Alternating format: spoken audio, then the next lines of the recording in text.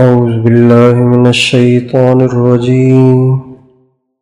بسم الله الرحمن الرحيم. وإذا قيل لهم اتقوا ما بين أيديكم وما خلفكم لعلكم ترحمون وما تأتيهم من آية من آيات ربهم إلا كانوا عنها معرضين. وإذا قيل لهم أنفقوا مما رزقكم الله قال الذين كفروا للذين آمنوا أنطعم من لو يشاء الله أطعمه إن أنتم إلا في ضلال مبين. ويقولون متى هذا الوعد إن كنتم صادقين ما ينظرون إلا صيحة واحدة تأخذهم وهم يخصمون فلا يستطيعون توصية ولا إلى أهلهم يرجعون.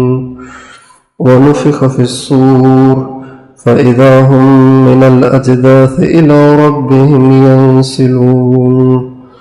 قالوا يا ويلنا من بعثنا من مرقدنا هذا ما وعد الرحمن وصدق المرسلون إن كانت إلا صيحة واحدة فإذا هم جميع لدينا محضرون.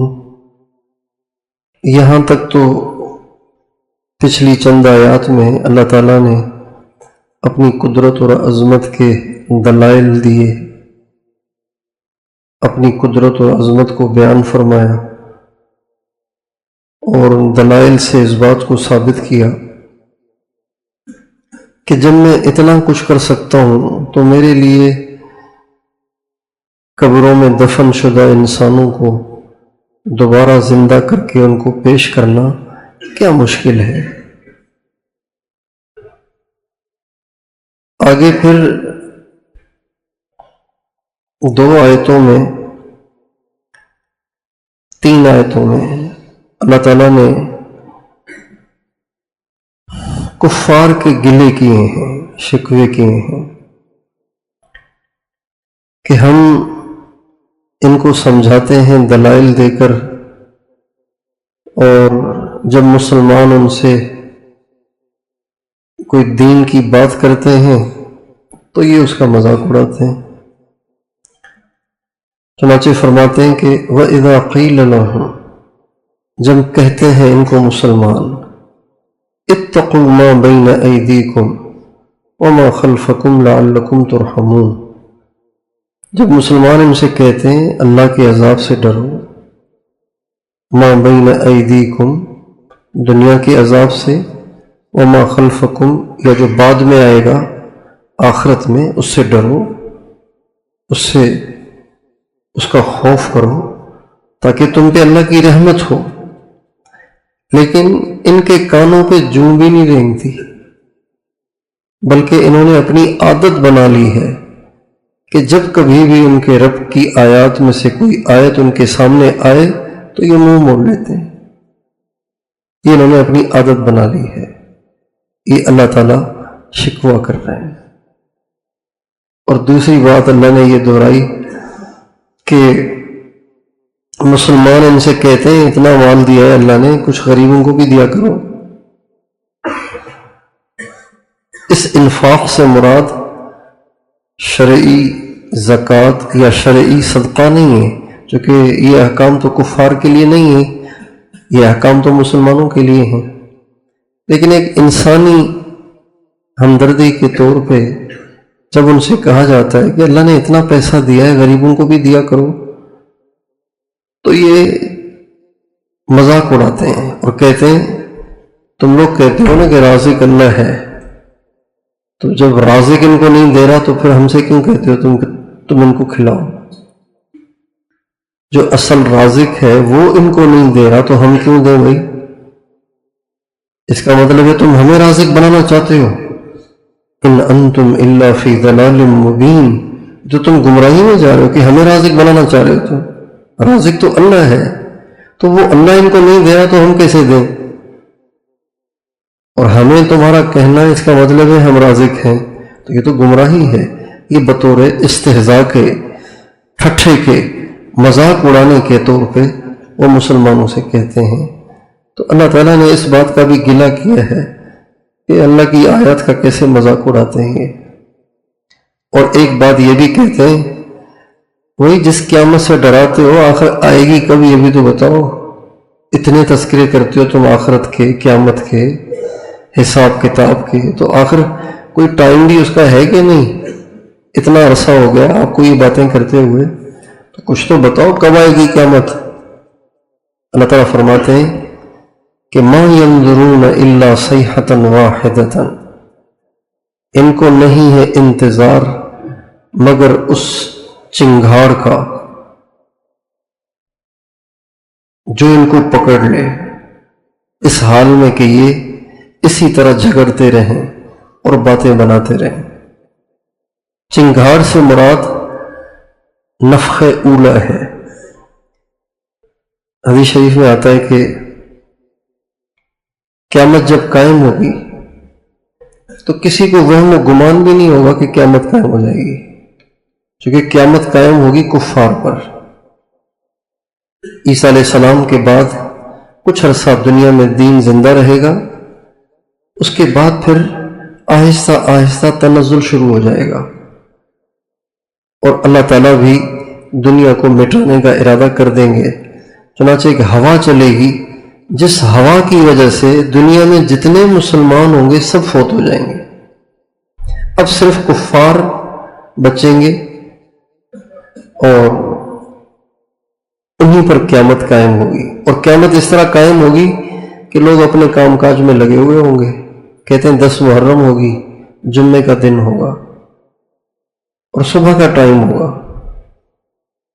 حدیث میں آتا ہے کہ ایک کپڑے کی دکان پر ایک گاہک چڑھے گا، دکاندار اس کے سامنے کپڑا پھیلائے گا دکھانے کے لیے، اور وہ دیکھ رہا ہوگا کہ اچانک قیامت قائم ہو جائے گی اور ان کو کپڑا لپیٹنے کا بھی موقع نہیں ملے گا۔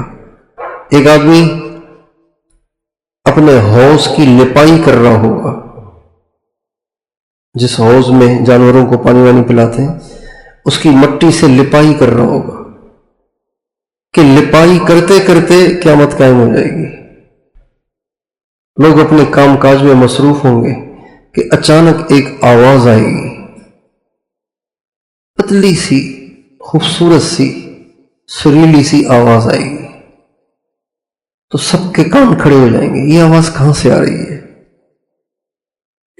اور دنیا کا ہر آدمی سنے گا، پوری کائنات میں یہ آواز سنائی دے گی، اور یہ آواز پھر بڑھنا شروع ہوگی، اس کا والیوم تیز ہونا شروع ہو جائے گا، بڑھتے بڑھتے بڑھتے بڑھتے بڑھتے ایسی خوفناک ہو جائے گی کہ برداشت نہیں ہوگی، کلیجے پھٹ جائیں گے اور انسان مر جائیں گے۔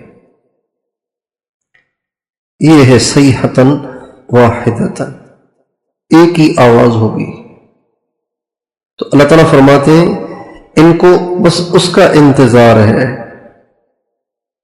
ان کو اس آواز کا انتظار لگا ہوا ہے۔ جیسے کوئی زیادہ الٹے سیدھے کام کرے نا، کہتے ہیں تجھے پٹائی کی ضرورت معلوم ہوتی ہے، تجھے میرے جوتوں کا انتظار ہے معلوم ہوتا ہے۔ تو اسی لہجے میں اللہ تعالیٰ فرماتے ہیں اب ان کو وہ چنگھاڑ چاہیے، اتنی الٹی سیدھی باتیں کر رہے ہیں اور حق کا مذاق اڑا رہے ہیں، اب ان کو وہ چنگھاڑ چاہیے جو ان کو پکڑ لے اس حال میں کہ یہ اسی طرح دین کے اور حق کے بارے میں لڑتے جھگڑتے رہیں اور بلا وجہ کے اعتراض کرتے رہیں۔ مگر جب وہ وقت آئے گا نا، پھر یہ کچھ بھی نہیں کر سکیں گے، نہ یہ وصیت کر سکیں گے، نہ یہ گھر لوٹ کے جا سکیں گے۔ قیامت جو آئے گی نا، تو بہت سے لوگ ایسے ہوں گے جو گھر سے نکل چکے ہوں گے، کام سے جا رہے ہوں گے، اور راستے میں ہی قیامت آ جائے گی اور وہیں گر جائیں گے، آسمان پھٹ جائیں گے، ستارے ٹوٹ جائیں گے، سورج اور چاند بے نور ہو جائیں گے، سمندروں میں آگ لگ جائے گی، پوری روئے زمین کو جھنجھوڑ دیا جائے گا، جھنجھوڑ دیا جائے گا، اور صرف جھنجھوڑا نہیں جائے گا بلکہ اس کو کوٹ دیا جائے گا۔ اذا دکت الارض دکن دکا، اسے کوٹ دیا جائے گا، جیسے ہاون دستے میں کسی دانے دار چیز کو کوٹ کوٹ کے پاؤڈر کیا جاتا ہے نا، اس کو کہتے ہیں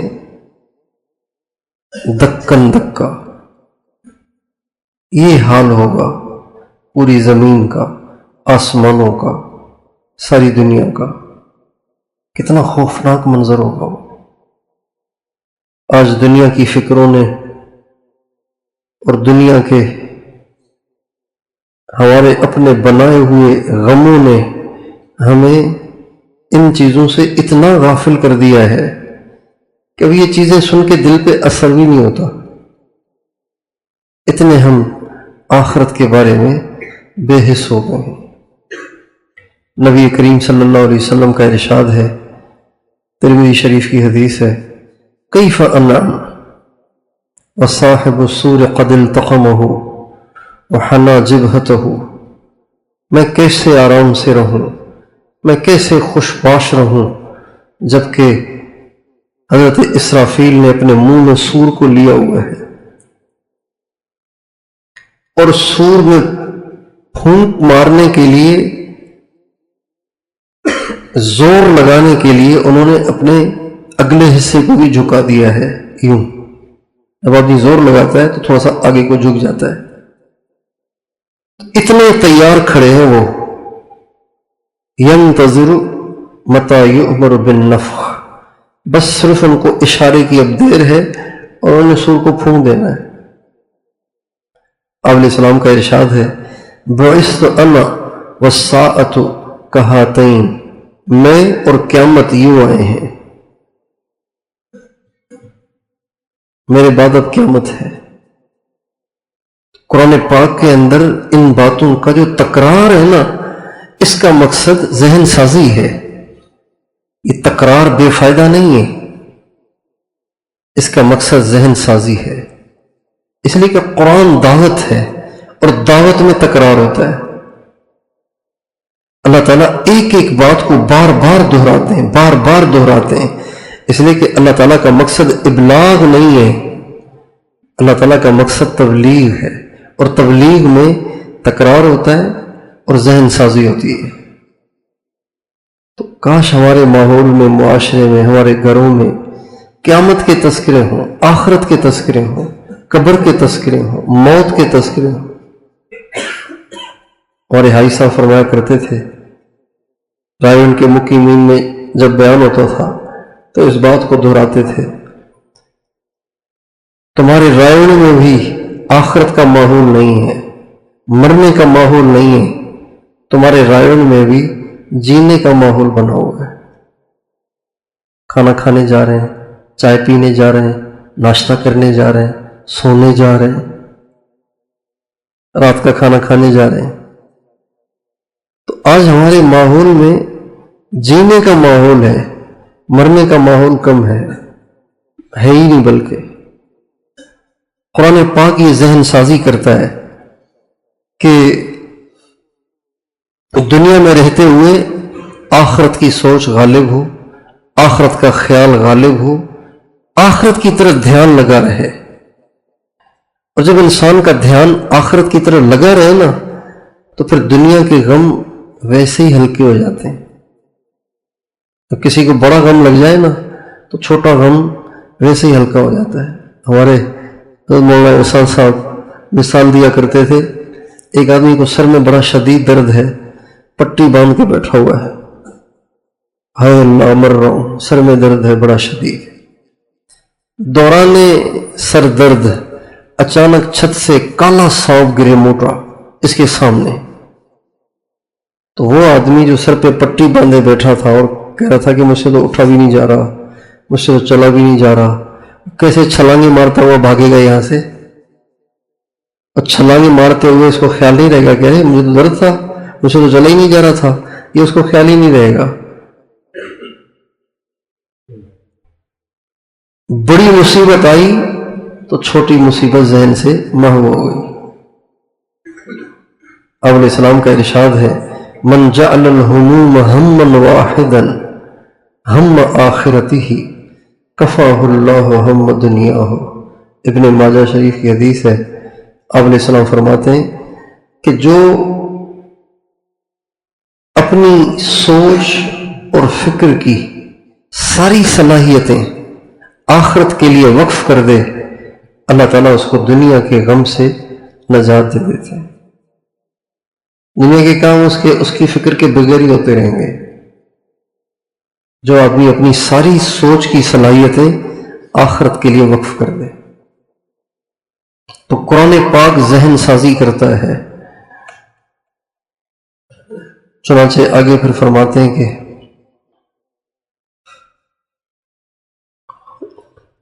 اب یہاں تک تو تھی ان کی باتیں، ان سے شکوے شکایتیں، ان کی الٹی سیدھی باتیں، ان میں سے تھوڑی تھوڑی اللہ نے یہاں نقل کر دی۔ آگے اللہ تعالیٰ قیامت کو بیان فرما رہے ہیں کہ قیامت کیسے ہوگی اور قیامت میں کیا منظر قائم ہوگا۔ چنانچہ فرماتے ہیں وَنُفِخَ فِي الصُّورِ، جب سور میں پھونک ماری جائے گی۔ اس سے مراد نفخہ ثانیہ ہے۔ اسرافیل علیہ السلام 2 دفعہ پھونک ماریں گے، سور پھونکیں گے 2 دفعہ۔ ایک دفعہ پھونک مارنے سے، سور پھونکنے سے ساری دنیا تباہ و برباد، نیست و نابود ہو جائے گی پہلی پھونک سے۔ پھر اس کے بعد کافی عرصہ گزرے گا، کوئی 40 سال کے قریب عرصہ گزرے گا، تو ایک اور دفعہ پھونک ماریں گے، سور پھونکیں گے ایک اور دفعہ۔ اس دفعہ جو سور پھونکیں گے تو اس میں دنیا سے گئے ہوئے سارے انسان، جنات، جانور زندہ ہو جائیں گے۔ اس کو کہتے ہیں نفخہ ثانیہ، دوسری پھونک۔ تو اللہ تعالیٰ فرماتے ہیں وَنُفِخَ فِي الصُّورِ فَإِذَا هُم مِّنَ الْأَجْدَاثِ إِلَىٰ رَبِّهِمْ يَنسِلُونَ، اور جب دوسری دفعہ سور میں پھونکا جائے گا تو اسی وقت وہ قبروں سے اللہ تعالیٰ کی طرف دوڑ دوڑ کے جانے لگیں گے، یعنی میدان محشر کی طرف تیز تیز، یعنی سلون کہتے ہیں تیزی سے چلنے کو، تیز تیز بھاگے بھاگے میدان محشر کی طرف جائیں گے۔ لیکن جب قبروں سے نکلیں گے نا تو اس وقت چیخ رہے ہوں گے، چلا رہے ہوں گے، واویلا کر رہے ہوں گے اور کہہ رہے ہوں گے یا ویلنا، ہائے ہماری بربادی، من بعثنا من مرقدنا، یہ ہماری سونے کی جگہ سے ہمیں کس نے اٹھا دیا۔ مرقد کہتے ہیں سونے کی جگہ کو، یہ ہماری سونے کی جگہ سے کس نے اٹھا دیا ہمیں۔ یہ کہنے والے وہ ہیں جو کافر ہیں، اور قبر میں ان کی ایسی پٹائی ہو رہی تھی کہ اگر دنیا کے انسانوں کو پتہ چل جائے تو مردے دفن کرنا ہی چھوڑ دیں، ایسی پٹائی ہو رہی تھی۔ اور ایسی پٹائی ہو رہی تھی کہ اگر ان کی چیخیں سنائی دیں تو انسانوں کے کلیجے پھٹ جائیں، انسان اور جنات سب مر جائیں، ایسی چیخیں مار رہے تھے۔ یہ وہاں سے نکل کے کہہ رہے ہیں سونے کی جگہ سے کس نے اٹھا دیا، اس لیے کہ جب اٹھ کے کھڑے ہوں گے نا تو اس وقت جو دہشت کا ماحول ہوگا اس کی وجہ سے وہ قبر کی پٹائیاں اور قبر کی آگ اور قبر کے سانپ اور بچھو سب بھول جائیں گے۔ وہ کہیں گے وہاں تو سو رہے تھے، یہ کہاں مصیبت میں پھنس گئے ہم۔ قیامت کی دہشت ایسی ہوگی۔ من بعثنا من مرقدنا، فرشتے یا ایمان والے، یہ جو حال ہوگا یہ ہوگا نافرمانوں کا، فرما برداروں کا یہ حال نہیں ہوگا۔ فرما بردار تو جب قبروں سے نکلیں گے تو فرشتے سواریاں لیے کھڑے ہوں گے اور کہیں گے آئیے تشریف لائیے، ان کو سواریوں پر بٹھا کے دولہے کی طرح سے میدان محشر کی طرف لے جائیں گے۔ اللہ تعالیٰ فرماتے ہیں یوم نحشر المتقین الی الرحمن وفدا، सवारियों पे बिठा के इज्जत से उनको मैदान महशर में ले जाया जाएगा। ये तो नाफरमान होंगे जिनके लिए हर अगली मंजिल पिछली से ज्यादा सख्त होगी। कब्र में भी पिटाई होगी, लेकिन कब्र से निकलने के बाद जो इनके लिए दहशत होगी वो इससे भी ज्यादा होगी। चुनाचे फरिश्ते या ईमान वाले कहेंगे, हाज़ा मा वअदर रहमान व सदक़ल मुरसलून, ये वही है ना जिसका रहमान ने तुमसे वादा किया था, जिसकी रहमान ने तुमको खबर दी थी, और तुम्हें कितने समझाने के लिए लोग भेजे, अंबिया भेजे, औलिया भेजे, मुबल्लिगीन भेजे, कितने दीनदार सालिहीन समझदार भेजे, कितनी तुम पे आयतें आई, कितनी दफा तुम्हें समझाया गया, मगर तुम्हें समझ में नहीं आ रहा था। रहमान की रहमानी का तकाजा था कि तुम्हें समझाया जाए, उसने समझाया तुम्हें बहुत, तुम्हें समझ में नहीं आई। देखो ये वही है। अब बताओ नबियों ने सच कहा कि नहीं कहा था? अल्लाह ताला फरमाएंगे ये जो कुछ होगा इसके लिए भी कोई लंबा चौड़ा निजाम नहीं होगा, सिर्फ एक चीख होगी। ये जो इतना कुछ हो जाएगा ना, क़यामत का जो मंजर कायम हो जाएगा, ये भी किसी बड़े लंबे चौड़े निजाम से नहीं, इन कानत इल्ला सैहतन वाहिदतन, सिर्फ एक चिंगार होगी कि जिस चिंगार के आते ही, जिस चीख के आते ही वो सब के सब जमा हो जाएंगे और हमारे पास हाजिर किए जाएंगे। इससे पता चलता है कि मुहज़रून, ये इसमें मफूल का सीगा है, इसमें मफूल इस फ़ेल मजहूल से बनता है।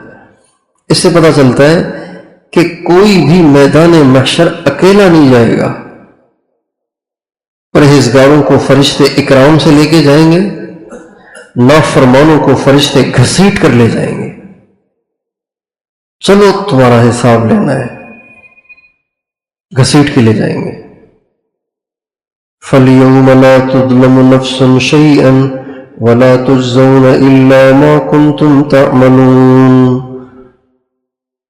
आज किसी पर जुल्म नहीं होगा, कुछ जुल्म नहीं होगा। शैअन, तो शैअन पर जो तनवीन है वो तनवीन तहकीर है। राई के दाने के बराबर भी तुम पे आज जुल्म नहीं होगा। इसलिए यूं न समझना कि तुम्हारा रब खामखा तुम्हें डाल देगा, जो किया है उसी का मिलेगा, ज्यादती नहीं होगी। वला तुजज़ौन इल्ला मा कुन्तुम तअमलून, उसी की जजा दी जाएगी जो तुमने खुद ने किया होगा। इसलिए परेशान न हो, तुम्हारी अपने हाथों की कमाइयां हैं, उसको तुमने काटना है। सुभान अल्लाह। आगे फिर फरमा बरदारों को जो इनामात मिलेंगे उसकी थोड़ी सी झलक है, 3 सत्रों में है, झलक है थोड़ी सी, ये इंशाल्लाह कल करेंगे।